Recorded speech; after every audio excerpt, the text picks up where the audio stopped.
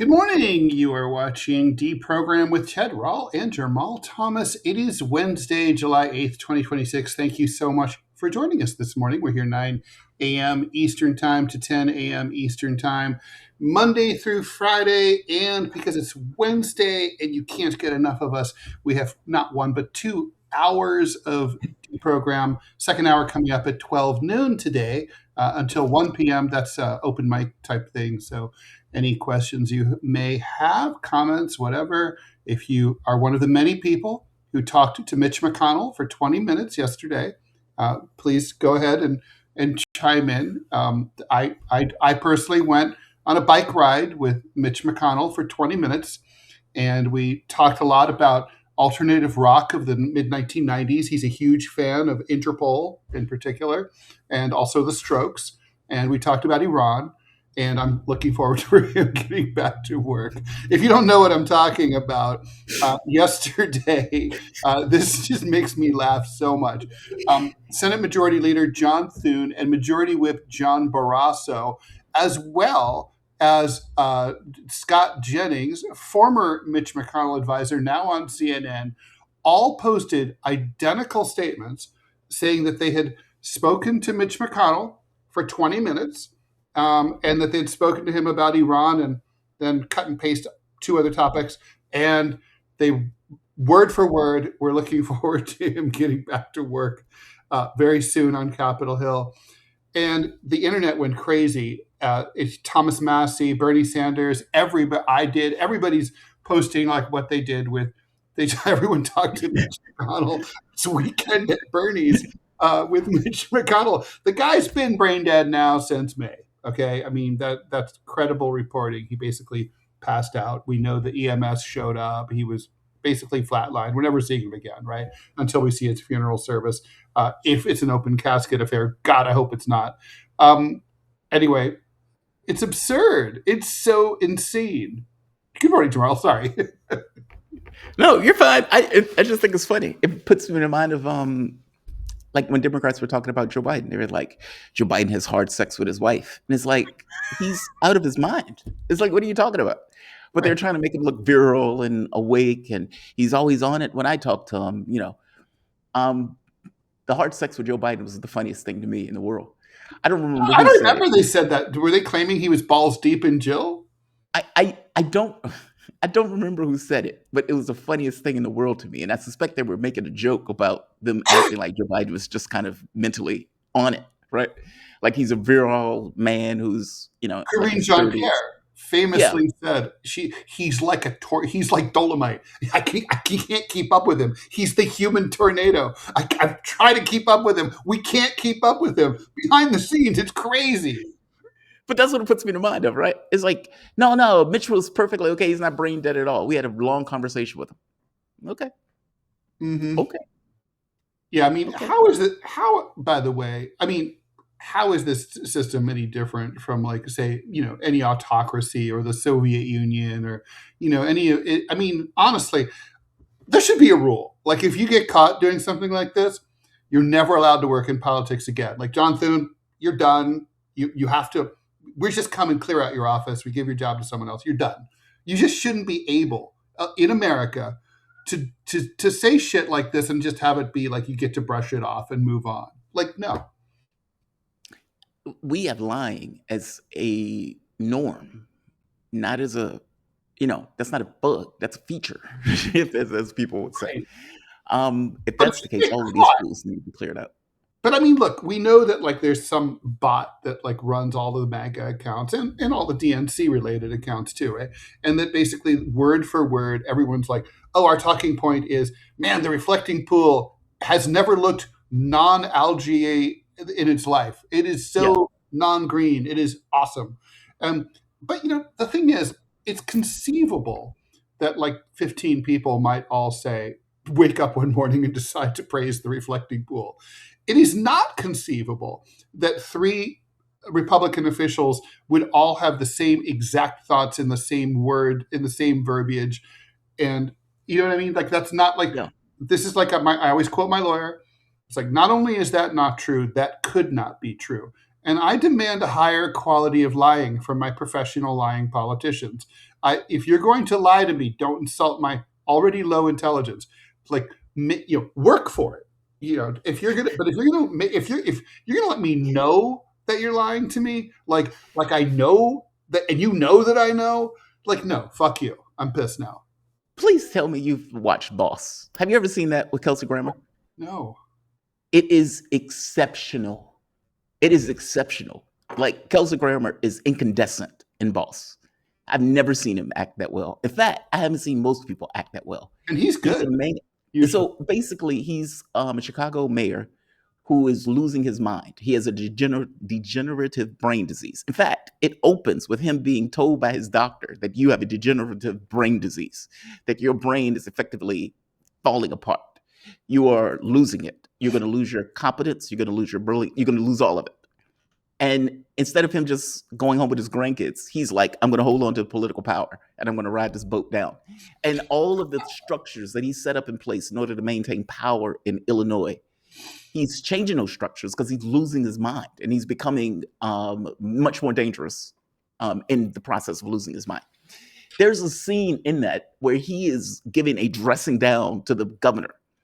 And he is effectively in the governor's ass saying, not only are you doing bad things, you are doing bad things poorly. Basically, if you're going to do bad things, you don't even do bad things well. It's kind of like that, right? Like, if you're going to lie to me, at the very least, act like I'm not just a brain made of cheese. Like, act like I have a mind, right? Like, pretend that I have a mind as you're lying to me, because otherwise you're just going to piss me off. But you can make an argument that that's the changeover. It's in the old days, you would just lie or you would just not bring it up. And now they've gotten to the point where they think they know we're lying. What's the point of even working for it? Which is, I guess, a new norm. But I don't know what to make of that new norm. You're right. And that's where, like, these things often end up with guillotines. And so, I think we may see that at some point. I think we will. I mean, come on. I don't know, man. If you woke up one morning and everything was burning, you might be shocked, but would you be surprised? I wouldn't be surprised. I'd probably run out and torch a police station, if I'm being honest with you. I'd be like, the revolution is here. That's right. No, man, I don't know. I wouldn't be surprised, but the American public seems to be very euthanized. And the very reason that they think that they can do that, basically, everybody says the exact same thing. By the way, they do the same thing on TV. If you notice, like, those conservative channels, they would have like one script. The people would come out in different areas. They would read the same script. And there have been people who have documented this, where you could see person saying the same thing, a new person who's a vessel saying the same thing, a new person who's a vessel saying the same thing. And it's on tens of hundreds of channels with them repeating the same script. Yeah. It's almost like brain entrainment. It's the way of, it made population control easier. Mm-hmm. Yeah. No, I mean, it drives me crazy. Okay, so at the risk of, to avoid repeating myself, let's move on. So we've got three big tough stories. We've got this new poll out of the UK. Sometimes you have to go to the foreigners to get news about your own country. Basically, I'll just go through this. Maybe we can just do this now. We have to do Marine Le Pen following up yesterday. We have to do Graham Platner following up yesterday. And the Iran situation, obviously, we have to do. Okay, but let's get this poll out of the way. So according to the Guardian, the UK paper, commissioned a Harris poll that found that 95% of Americans say that the U.S. is suffering an affordability crisis. You can't get 95% of Americans to agree on anything. As many are reporting that they can't afford groceries or gas. More Americans believe that the overall economy is getting worse now than in February, before the war started. 57% now, 46% back then. Fewer people believe the economy is getting better, 16% compared to 28%. More people say their financial security has gotten worse. Half of all Democrats, half of all Republicans, half of all independents say they can't afford things like gas and groceries.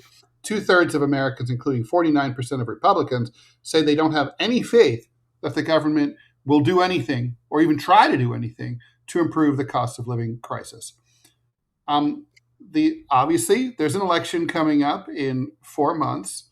Um, I mean, it's a two-party system, so all you can really do to express your rage about anything is either to not vote, vote third party. That's the Ted Rall approach, or you can lash out against the incumbents, or you can be like so afraid of the party out of power that you decide to vote for the party in power again. That's it. That's it.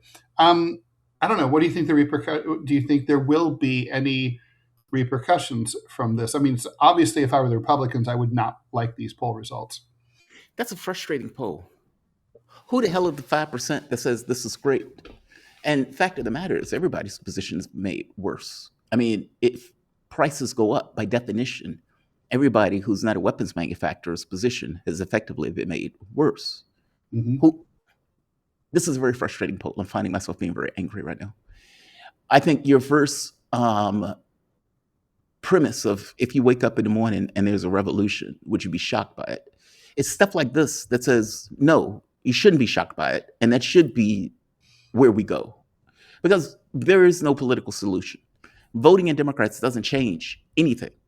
No. Meaning this idea of saying, okay, we're going to take out the Republicans because we're pissed off at what they're effectively doing.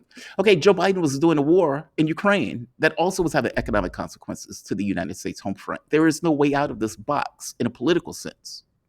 There's not. So will the public vote in Democrats? Yes. Republicans will get taken out on the rail because people are angry at what Donald Trump is doing. Will that change the situation? No. And I get that people feel like they're in a box and they feel like they're trapped. They feel like there's no way out. And those people would be right. Those people would be right. Give me your take on this. I mean, I feel I'm pissed off at this. I'm annoyed by this because they are damaging people in real terms. There are people who trying to just make ends meet that no longer can make ends meet as a direct result of what the government itself is doing. It's almost like your government not is just working against you. They actively hate you and seem to be working contrary to your popular interests, which I think is true. Mm-hmm. I just don't know why 90% of the public doesn't accept that to be true, if that makes sense. And trying to find a way out of it, I don't know if there's a political way out of it, short of, as you point out, guillotines, or at the very least, something a little bit more aggressive than a strongly worded letter to your congressman, if that makes sense. Something needs to fundamentally change. And it's not that way in our politics. Give me your take on this, though. Maybe I'm getting this wrong. Maybe I'm too aggressive on this. I think Americans have been conditioned, at least for the last 50 years, to believe that there's nothing, that the economy is just one of those things that is out of the range of control of public policy. The Like public magic. policy doesn't change anything. Wages, prices, all the interest rates, these things just sort of happen. And yeah, there's the Federal Reserve Bank, but they're independent. The president can't touch them. They do what they want. And there's nothing you can, and basically both Democrats and Republicans have been very clear on the fact that they don't, they're not going to do anything. They're definitely going to do stuff to the economy, but not in a way that affects consumers, right? And that didn't used to be the case always. Richard Nixon imposed wage and price controls. My mom, who hated Richard Nixon, was a leftist. She said that those wage and price controls saved our lives, that we would have starved to death if not for. I mean, there were prices for things like sugar that were more in 1972, 73 than they are today, right? I mean, things got really out of control. There's White House tapes of CEOs calling up Nixon and threatening him. There's even a conspiracy theory that Watergate was a setup and it was revenge from the corporate CEOs to get him out because basically he had turned socialist. And so, these were sweeping measures that really did have a huge effect. And, the standard, most capitalist economists will say, well, as soon as the wage and price controls came off, the pressure was released and then inflation went wild under Gerald Ford. And, there's an argument to be made there. But the point is that Nixon tried. And, you got to give him credit for that. there's I think we've just been conditioned to say that like no one can. The cavalry is not coming. Nobody's going to help you, and you're on your own as an American. It's like if you lose your job, sucks to be you. If your wife gets cancer, sucks to be you and her. There's nothing you can do, and that's just I mean, I think that's why we are where we're at, and that works. But I mean, I think, and this is also a country with no revolutionary tradition. I mean, yes, there's been uprisings. There's Shays Rebellion early on in the Republic. There was the Civil War, but we don't. The American Revolution is not a revolution in the French, Russian, or Chinese or Cuban sense, right? The overthrow of one set of elites by another set of elites. Right. It's really not. And so, I mean, and that's why you don't have a street protest movement. You don't have, any sense, like Americans feel very helpless. So, I mean, I think there's no organization, right? I mean, I just saw a thing about the DSA, Democratic, they're like ascendant. They're just bragging right now online about how they have more members than the Socialist Party under Eugene Debs had, at the 100 years ago. And that's quite a number. I don't know if Eugene Debs members were dues paying. I don't know if the DSA people paid dues or not. But, it's an interesting number. Of course, the population is, 3 times higher of the country? That's what I'm saying. But, I mean, okay, it's still an interesting number.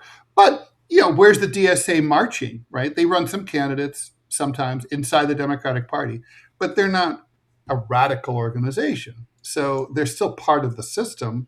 One of their own, Graham, sort of ish, Graham Platner's getting his ass handed to him right now, and the corporatists are trying to replace him. I don't know. There's a lot. I think it's a perfect storm. Well, look at the story I gave y'all yesterday. I mean, 4,000 Americans are losing their jobs. 4,000 Americans. Where are the Democrats? They're supposed to be the party for labor. Explain. Fill us in for people who missed it. Okay, so basically what's going on is that Microsoft has announced that they are laying off 4,000 coders and engineers, American workers. Meanwhile, their applications for H-1B visas have increased. They've always been one of the highest companies for H-1B visa applications. Right. So you lay off 4,000 Americans who went to school, did what they're told, get in the STEM, learn how to code, learn how to engineer, whatever. You go through, you get all the debt, you get these jobs you're supposed to do, and then you get your pink slip saying, oh, by the way, you're too expensive for us to hire. You're too expensive for us to keep. So we're going to get rid of you. The unions don't say a word. The Democratic Party doesn't say a word. The American people don't say a word because everyone is happy with the crumbs that fall off of the table and onto the floor for them to nibble on like mice. And until people figure that out, it's not going to change. And Mr. American, if you want to know why your country sucks, look in the mirror, because you are why. You put up with this crap. That's why. It's your fault. Welcome, competent. I have no disagreement with anything Robbie just said about H-1Bs there. No, it's a fucking outrage. For sure. H-1Bs, they're indentured. They're basically indentured servants. No, you're right. They're indentured servants. They're being exploited, and American workers are being fucked over. Yes. The thing is, though, it's a capitalist system. I keep bringing that up, not because I am trying to take the piss out of capitalism as a thing, meaning I'm not trying to beat a horse. I'm trying to point out that it's a democratic system with a capitalist system overlaying it. And any politician that you put in office ultimately is going to hit that rail. Meaning Microsoft are not hiring people because they enjoy hiring people. For all intents and purposes, if they could have all robots doing the coding, they would, because people are expensive. And so they try to do everything in order to cut their costs while maximizing their profits. Sure. It's not about hiring people. Meaning the system is not about doing that. It's not the company's fault for that. The company's, from its point of view, is just functioning in a system that tells it we need to maximize our profit. It's like a machine. It's like me blaming a penny machine for putting out pennies. It's not that it's good. It's not that I like it. But you have a political system that says that's okay, and not just that's okay. Incentivize them for doing exactly that. And the catch becomes anybody who you put into political office will have to touch that hot rail.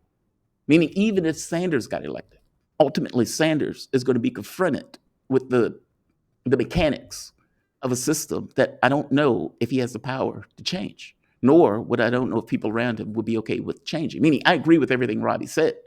I guess my issue, or the thing is, how do you change that without changing the bricks of it? Right. I mean, well, I mean, what's at the root of that, right? The root of that is that Bill Gates or whoever replaced him can call up important people, maybe the president himself, and say, listen, I really want to make sure you keep that H-1B visa program going, right? And I'm going to remember that when you run for reelection or your allies run for reelection. Yes. And so, how do you? I mean, what you want is a system where that phone call never can happen. Where that Bill Gates' replacement at Microsoft doesn't have a phone number that he can call. And if he gets that phone number, that the president or the decision maker doesn't take that call and is not tempted to take that call, or that there's a punishment for taking that call or for making that call. I don't know. I mean, certainly I don't know under capitalism, how you get there. Because what happens is, so I took this Chinese. I think you just answered it. You can't get there from here. You can't get there. Every incentive in the world is for that call to happen, and every incentive in the world is for the president to take that call. So there's an economic analysis of the rise and fall of Chinese dynasties that sort of illustrates this, right? So Chinese dynasties collapse when the peasants have been overtaxed historically, and they rise up in a rebellion, and there's civil war. And basically lots of people get killed. And then finally, someone consolidates power. And usually that person is smart enough to say, okay, we can't tax the shit out of the peasants. So we're going to tax the rich. And so that's the beginning of a new dynasty. That dynasty it starts out well. It's prosperous. The people who can afford to pay taxes are paying taxes. The peasants who can't afford to pay taxes have relief, and they're happy, and they're working hard. The economy does well, and there's political stability. But over time, rich people, they curry favor with people in court. They get close to the emperor. Eventually, they get personal audiences with the emperor. Eventually, they ask for favors. They might not exchange money, but they get to the emperor. The emperor is not hearing from the peasants. The emperor, he's in the Forbidden City. Right. And then over time, every now and then the emperor is like, okay, all right, I'll cut your taxes. But if you cut the taxes for the rich people, you have to increase it on someone else. That's the peasants. And then that dynasty declines.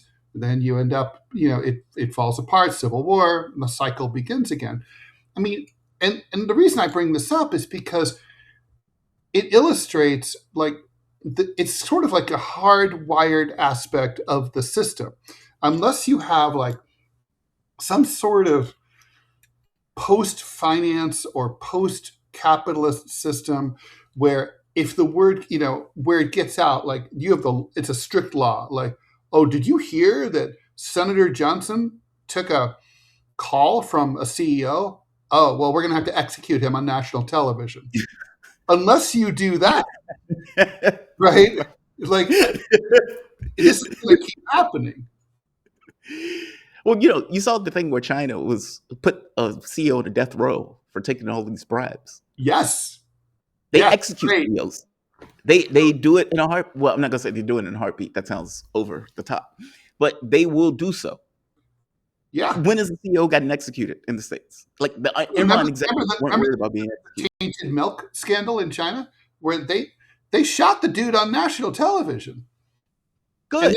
And then it's cold. They literally show up at, they send a soldier to your widow's house and they charge her 80 cents for the cost of the bullet because the people should not have to pay anything for your worthless ass.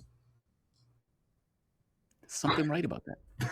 It's cold. That sounds harsh. It's cold, but it's also babies dying of milk poisoning. Also cold. Right. I don't want to sound like an asshole saying there's something right about that, but as you point out, the babies were dying as a result of this guy trying to maximize profit. I don't know how you get around certain vagaries in a system like this. I just don't. It makes all the sense in the world for the rich to pay politicians in order to get favors. Why wouldn't they do it? Right? Like they'd be if you stupid were thinking not of it to. from a just personal incentive, what is in my best interest as a person, as a company? I have a huge amount of money. I need political influence because we have a democratic system, and that democratic system can restrain my business, or for that matter, my expansion. So I need to control that system. How do I control that system? Oh, right. I can pay this guy, and this guy can do favors. It makes all the sense in the world, right?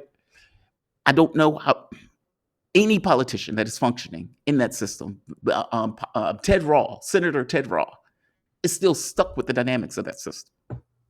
Yeah, unless Senator Ted Rall is personally wealthy, and that's not likely to be true. Right, exactly. And so, no, that's true, and it's so frustrating, right? I mean, I think it almost has to be almost like a religious thing. So, like if you're a Christian, right, it's anathema if you find out that, let's say your kid's teacher is a Satanist. Okay, you're gonna report her. You're gonna publish articles in the paper. You're gonna protest her. You might shoot her. You're just not gonna tolerate it, right? If you let the word get out in the community that an elementary school, you're in a Christian community. So it's got to be like that. It's got to be like a cultural thing, like finding out, it's repugnant to everyone, like finding out that someone's a pedophile. Nobody's going to be okay with it. So it's got to be like that. Oh my God, did you hear this politician? They had lunch with a fucking boss. It's what? Kill them both. It's got to be like that. And it's it has to be impossible. It's got to be dude, hey, I got some money for you. It's got to be, hey, I'd like to take your money, but I like my life too much. No, they've got to be operating on fear. This is like the Jamarl Thomas approach about, the way we discuss Iran and stuff. But I mean, I think it's true. It's if it's not fear, you just, it's I don't know. It's like a normal dude, nowadays, let's say you're a 30-year-old guy and you get a message online from a hot girl who says she's 16 and wants to get together for some nookie. If you're a sane 30-year-old, you might be tempted because she's cute, but then you're like, oh, no. I don't want to do that. I could get in trouble. Prison. I'll be ruined. I'll end up on Megan's law list, sex registry. No, thank you. Ixnay, right? It's got to be, the level of fear has to be there. Yeah, I guess the question is, how do you get to that?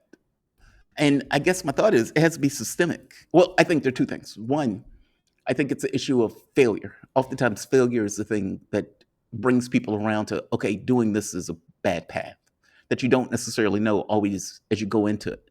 And keep in mind, people are willing to accept a lot of things that are imperfect if it's not chaos, right? If okay, chaos is on the other side of this, so I'm willing to accept this imperfect thing, but you're willing to accept the imperfect thing up to the point where the imperfect thing is less bad than the chaos. If the chaos is a better option, then people would accept the chaos in order to change it. I guess the question becomes, at what point does this become worse than chaos on the other side of it? The second thing is, the moment that it's understood that this is much worse and this is a catastrophe, people have a tendency to have a cultural memory to not go back to the thing.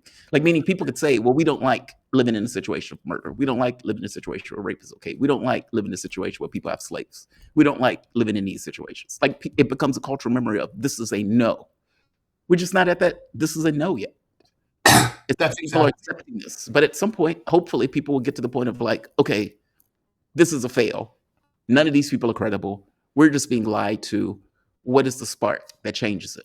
Because that's not, or at the very least, it doesn't seem to be taking a political space. And one last point, the Chinese thing, we had that. It was called Franklin Roosevelt. It just so happened to happen in the context of the Second World War, where the Great Depression and then all this other stuff, where FDR doing the New Deal. At least that's Peter Turchin's argument. If it wasn't for the New Deal, we would have had a revolution in this country. Oh, 100%. I believe that. I mean, the Bolshevik Revolution had just happened. I mean, the capitalists certainly thought that. All right, let's we have a bunch of comments. Some of them are weird. Here we go. F you so is thanks for the $. Is Mitch McConnell dead or just getting his new reptilian body? I think he's in a reptilian body. He's in a coma. Yeah, Douchebag in a coma. I know. It's serious. Okay, here's some weird ones. Blake, let's get a $5. I guess we do a lot for $5 here on Deprogram. Let's get a look at those big old biddies, Ted. Let's let the girls hang out, big boy. Oh, Jesus.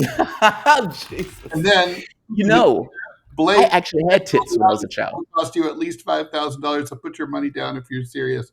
I repeat that. It's only going to go up, by the way. I'm going to raise it to $6,000 tomorrow.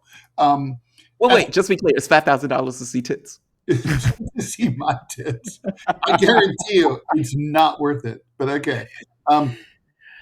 We need a fundraiser for that. I think that shit's worth it.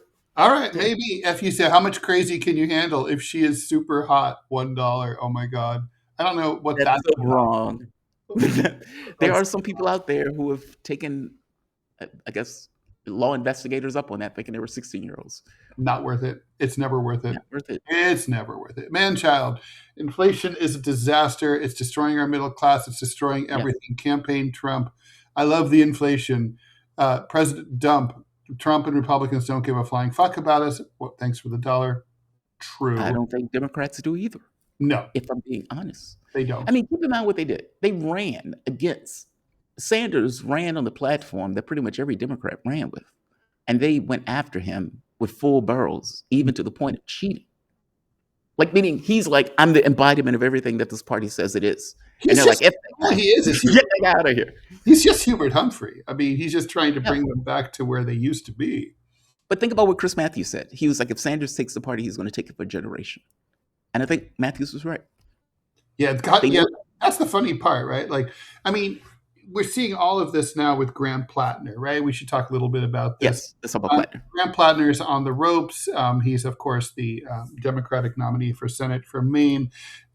He's had a bunch of sort of Me Too allegations, although we don't call it Me Too anymore, about basically one ex-girlfriend said that he raped her.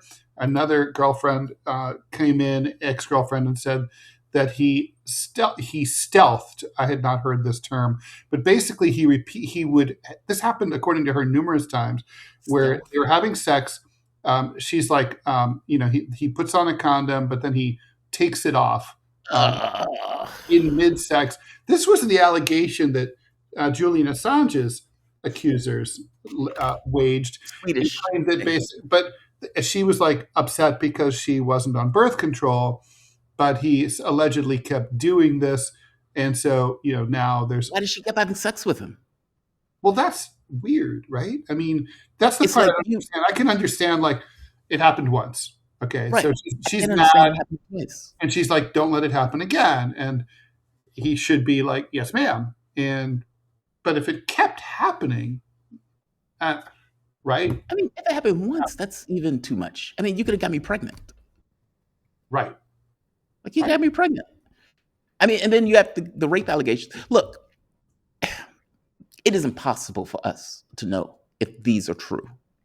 Right. I think the bias is to believe them because there's such explosive allegations to make up. I think it's that, right? Like, to say somebody violently raped me is pretty... It's no fun for the women and the right.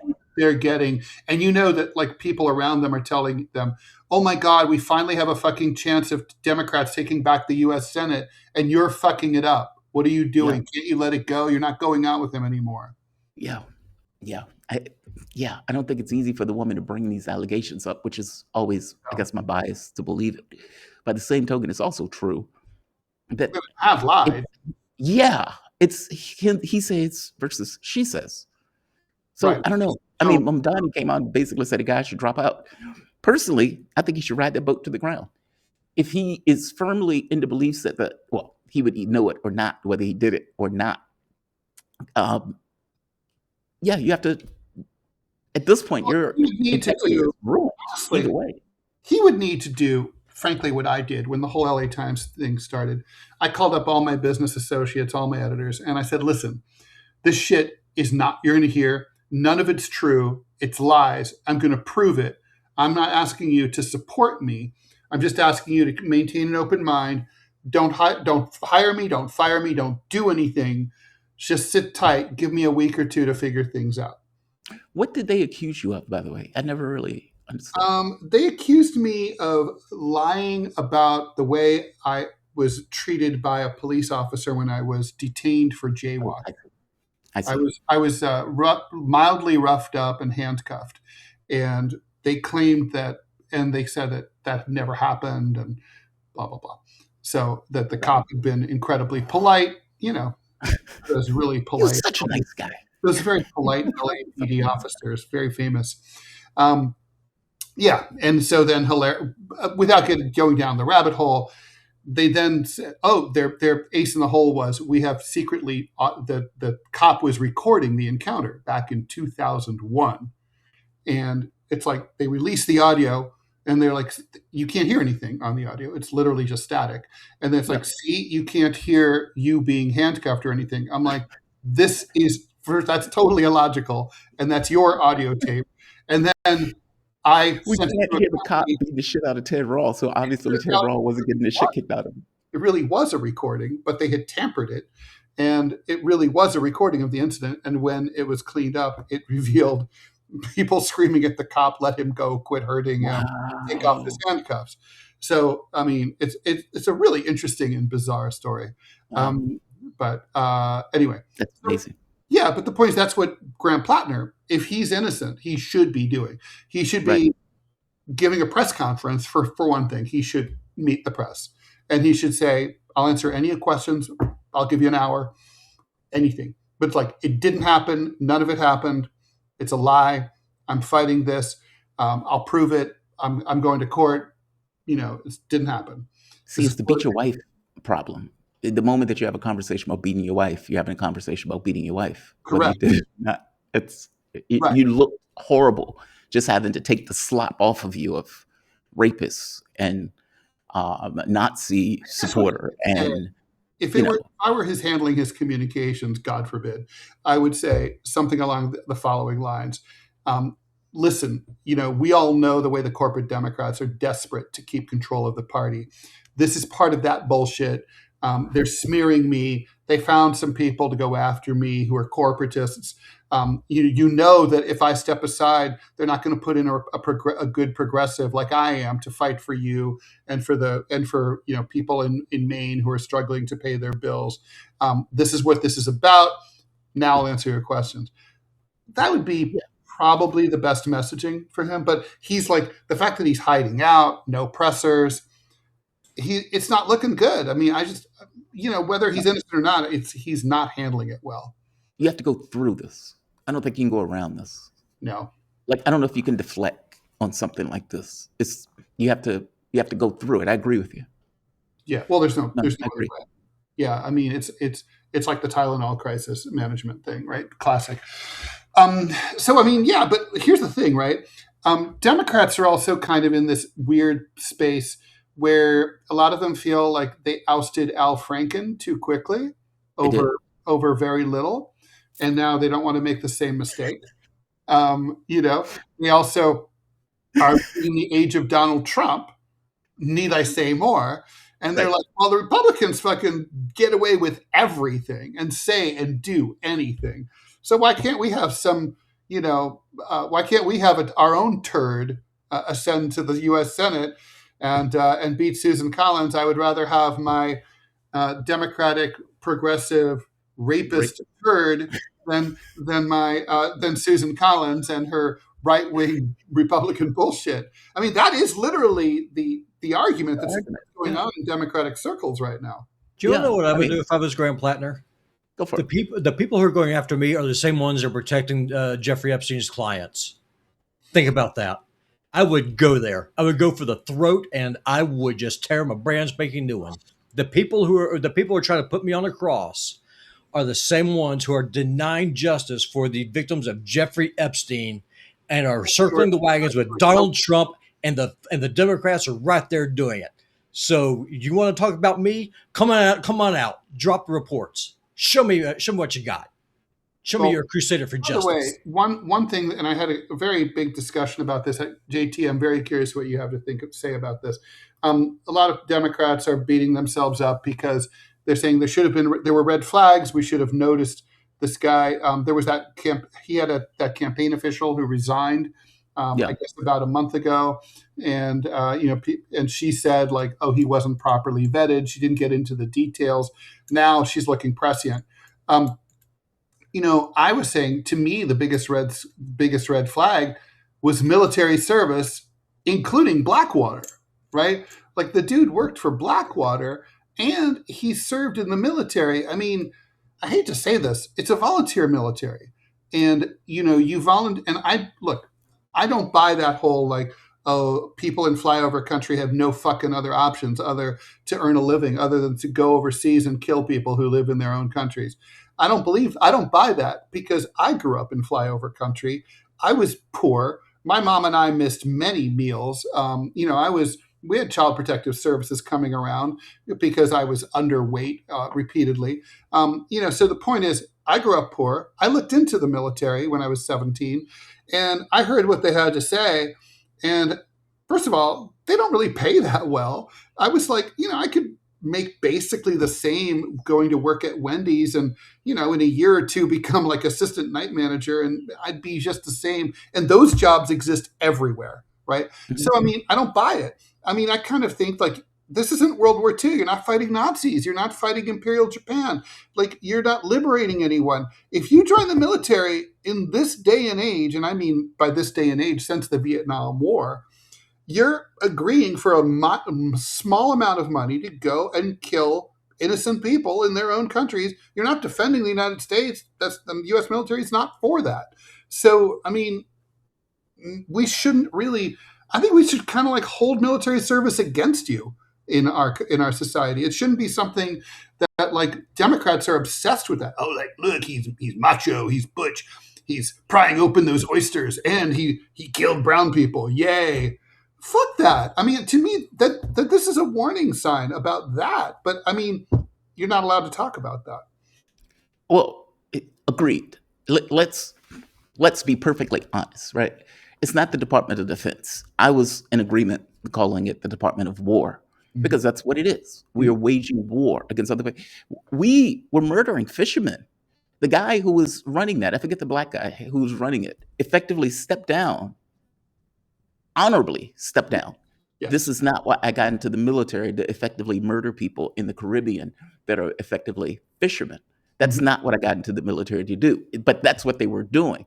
The same thing with the strikes on Iran. Again, we did that. We decided to do that. You can make an argument, and some people do, that many of the people who were even involved in those strikes that were on Lebanon and whatnot were Americans, saying basically that Israel, in no way can a country of 9 million people have that many airstrikes by itself. I guess I'm trying to make the point of saying, and you could put a circle around that as speculation. The point that I'm trying to make is I agree with you that for all intents and purposes, what we do is kill people. Nobody is at our gates, right? There's no armada sailing to Florida in order to kill people that our military is going out there to fight.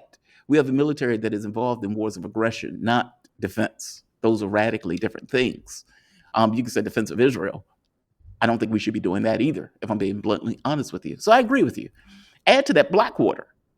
That would have been a no right off the bat. These people are murderers. They're lunatics. They're psychopaths. They're psychopaths. And there's no veneer of patriotism. That's just the money, right? Yes. That is purely, here's money, go murder people. Right. Thank you for the cash. Who do I need to kill? Who do I need to canoe?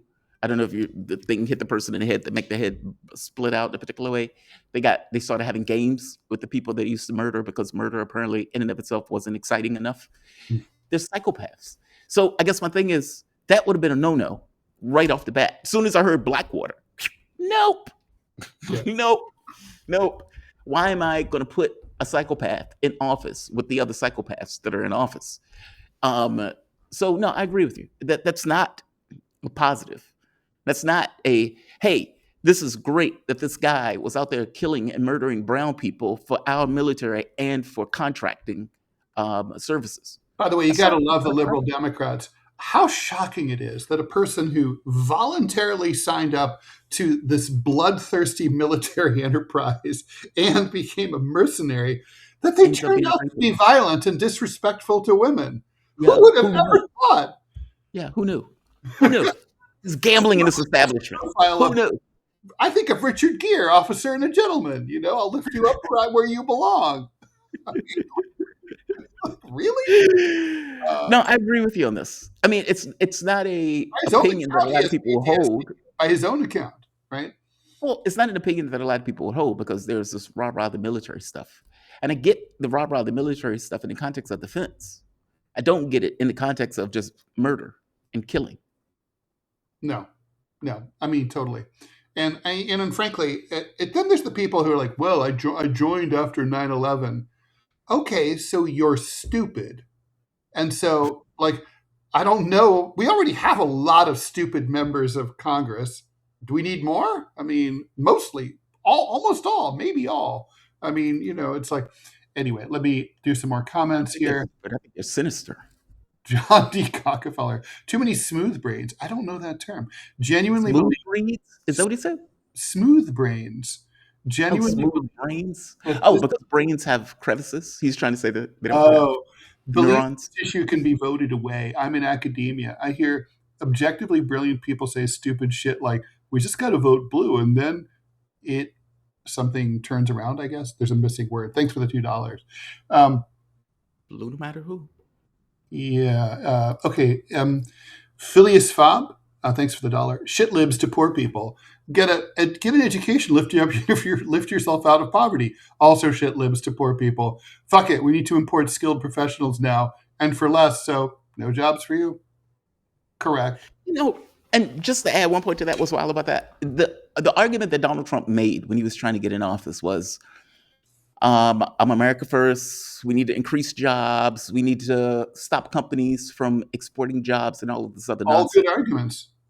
All good arguments. But then you follow it up with, we also need to fire people. We need to gut the Department of Education. We need to import more people through H-1B1 visas. These things. Federal workers. Federal workers are workers. Where do you think they go when you fire them, Elon Musk? They compete against you and me and Jamarl for jobs. Yes. I mean, I guess my point is bad. If you're going to do that, you need to have a base in order to support that, meaning more money into education, more money into people going to colleges. Hell, colleges should be free. Manufacturing, meaning you have to do stuff in order to create a context for the system that you want to actually have. It's not magic. John D. Cockefeller says, a smooth brain has no wrinkles. Ideas just slide right off it. That's pretty funny. I thought he was going to neurons, but yeah, same the difference. If so, what's worse, being a goyim or being a muggle? Thanks for the $1. I don't understand that one. Yeah. I mean, I know what they mean. I don't understand the question. Okay. It's a Harry Potter reference. As a parent of teenagers, a muggle is a half-breed. So it's you're half wizard and you're half human. So that's a muggle.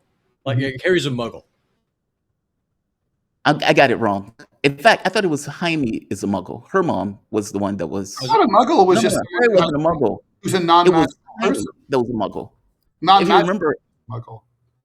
Yeah, I don't know. Like a normal person, like a civilian. They're a muggle. I've never read a muggle is half witch or half. A muggle is a half magician and a half human. Jaime was a muggle, which is why they were being persecuted, I believe, in Harry Potter 6. I know this too much. I know too much of stuff. I've seen all the Harry Potters repeatedly. John D. Cockefeller, LMAO, I love Ted, but saying service should be held against someone is a liberal take. I don't know about that. Liberals are all about, thank you for your service on CNN and MS Now and all that. All the time. Man, Obama, he's just swooned when he saw those guys with the lettuce on their uniforms and all the stars on their epaulettes. I mean, he was so impressed. And it should dude, don't be impressed. You're the boss. You tell them what to do. Yeah. I mean, I think it's because liberals always were called weak. And somewhere along the way, they've internalized military. I mean, Obama wasn't weak in regards to the military. No. By any stretch of the imagination. I wish he were. Yeah. I mean, but he wasn't. I mean, and keep in mind, at that point, the JCPOA was the weakest position. These guys wanted to go to war for all intents and purposes. They thought the JCPOA was a way out of war. Mm-hmm.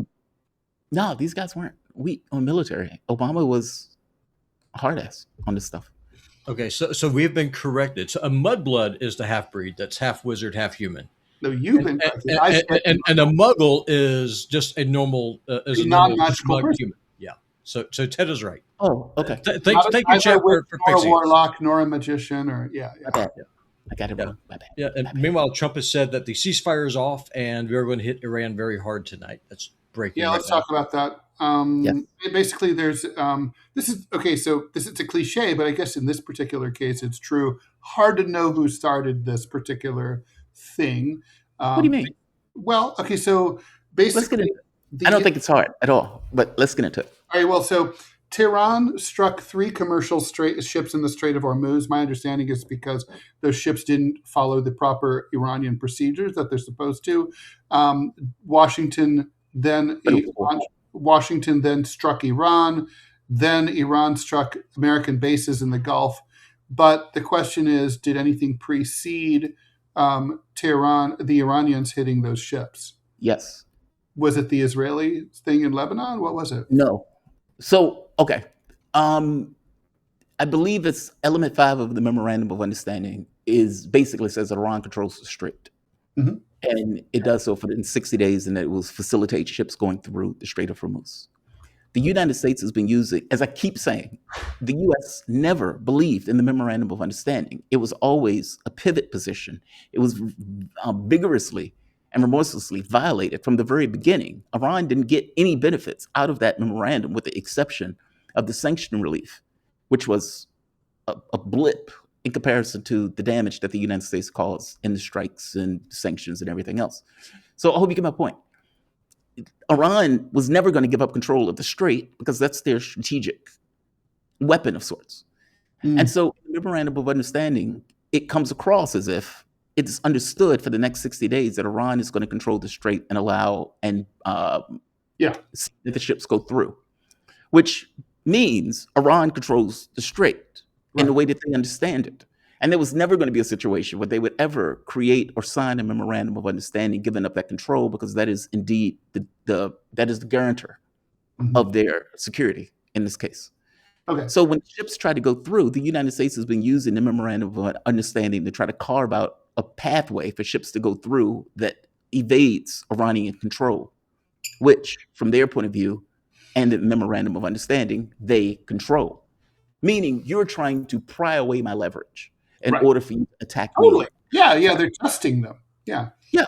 I mean, it's like meaning the U.S. is doing everything in their power to try to find a way to get around Iranian leverage. Even J.D. Vance, when J.D. Vance pointed out saying, hey, we needed to fill the coffers of our energy, basically effectively pointing out that we understood that we were running out of energy, and the ability for Donald Trump to effectively verbally keep markets low was wearing thin, considering he had said it like 40 times that the war was coming to an end. I'm trying to point out, boil it down. The U.S. was doing everything in their power to evade Iranian control of the Strait of Hormuz in order to take away the leverage that Iran had with the control of the Strait. They were doing it from day one. When Iran exerted that control, saying, hey, that's a no-no. You're not prying our hands away from the leverage. The U.S. attacked. And at this point, having a fight over who controls the Strait and who controls ships moving through the Strait of Hormuz. Iran's assertion is, we control it. We're not giving that up. Hence, the back and forth in regards to reprisal strikes between the two, back and forth. Right. This is not going away anytime soon. I said the war wasn't over. It wasn't over. Things are definitely coming up, Jamarl. One last thing we got to talk about. We did call this yesterday. We said that we thought Marine Le Pen would run. She did, in fact, say she's going to run. One little detail about the ankle bracelet.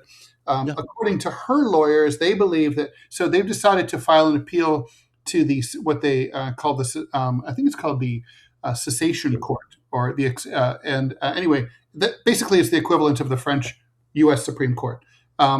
It's the highest court in the land. Anyway, they believe that pending the appeal, she doesn't that they can suspend her having to wear the ankle bracelet. I think she should wear that fucker and parade around with it. No pantsuits, you don't have to wear a miniskirt, but wear a skirt and show that. I would paint that thing like fuchsia so like nobody can miss it. Just like make sure it's real obvious. Like make sure always stand up, not behind a podium. No, she should like work it.